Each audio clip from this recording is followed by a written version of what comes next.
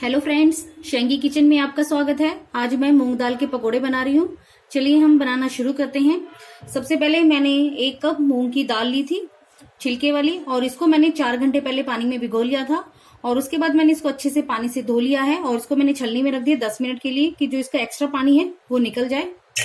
और मसालों में मैंने हल्दी पाउडर, नमक, साबुत धनिया लिया है, जीरा और पीसी हुई काली मिर्च का पाउडर। सबसे पहले फ्रेंड्स हम दाल को पीस लेते हैं और हमें दाल में पानी बिल्कुल नहीं डालना है और हमें इसको दरदरा पीसना है। और साथ में फ्रेंड्स हम इसमें 2 हरी मिर्ची डाल देंगे। आप यदि आपको तीखा ज्यादा पसंद है तो आप इसमें हरी मिर्ची और भी ज्यादा डाल सकते हैं। देखिए फ्रेंड्स, मैंने दाल को दरदरा पीस लिया है। अब इसको हम एक बाउल में निकाल देते हैं और सारी दाल आप ऐसे ही पीस लीजिए।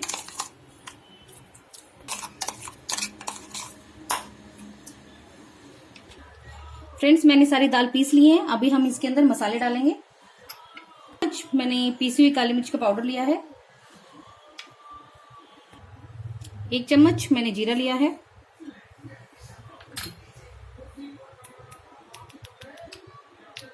और आधी चम्मच से थोड़ी सी कम मैंने हल्दी ली है। स्वादानुसार नमक डालेंगे। 2 छोटे चम्मच मैंने साबुत धनिया लिया था, इसको मैंने 2 टुकड़ों में तोड़ लिया है और वो डाल देते हैं।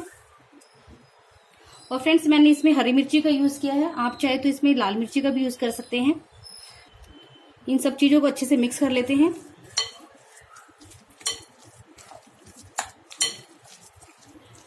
हमारा फ्रेंड्स पकोड़े बनाने के लिए बैटर बिल्कुल रेडी है। और यदि आपका फ्रेंड्स थोड़ा पतला हो जाए तो आप इसके अंदर अरारोट या चावल का आटा डाल सकते हैं। चलिए फ्रेंड्स, हम पकोड़े बनाते हैं। आप चाहे तो इसके चम्मच से ही बना सकते हैं या आप हाथ से ही बना सकते हैं। और फ्रेंड्स, मेरा जो मीडियम गर्म हो गया है, अभी हम इसके अंदर पकोड़े डाल देंगे।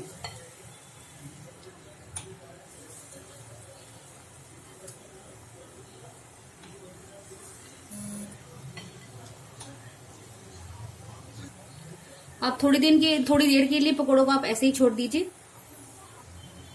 30 से 40 सेकंड हो गए अभी इनको। अभी एक बार हम इनको पलट लेते हैं।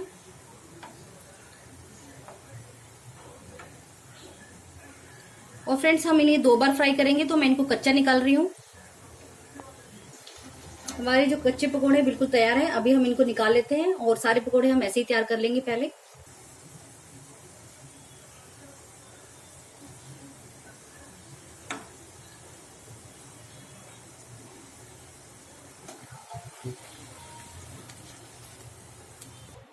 देखिए फ्रेंड्स, हमारे सब कच्चे पकोड़े एकदम तैयार हैं और मैंने इनको मीडियम फ्लेम पर फ्राई किया है। अभी हम इनको दोबारा से फ्राई करेंगे और मैंने फ्लेम को मीडियम और हाई के बीच में रख लिया है।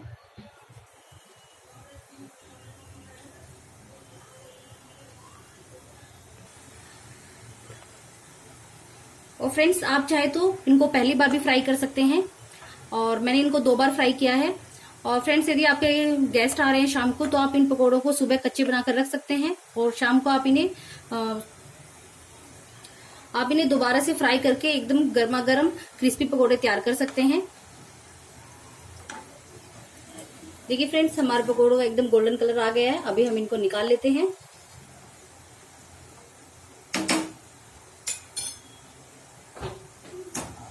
अब हमारे अभी ये पकोड़े भी तैयार हो गए हैं, निकाल लेते हैं बाहर।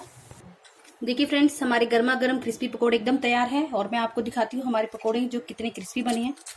आप आवाज सुन सकते हैं, बहुत ही ज्यादा क्रिस्पी बने हैं और अंदर से एकदम सॉफ्ट बने हैं। और फ्रेंड्स, आपने देखा इन्हें बनाना कितना आसान है। और फ्रेंड्स, मैंने इसको टमाटो सॉस के साथ सर्व किया है। आप इसे टमाटो सॉस के साथ, हरी चटनी के साथ या इमली की चटनी के साथ किसी के साथ भी खा सकते हैं। बहुत ही ज्यादा टेस्टी लगते हैं। अब बारिश के मौसम में गर्मा गर्म पकोड़े एक बार जरूर ट्राई कीजिएगा, बहुत ही ज्यादा टेस्टी लगेंगे।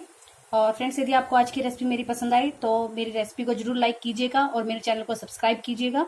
चलिए फ्रेंड्स, मिलते हैं अगली रेसिपी के साथ। Bye bye.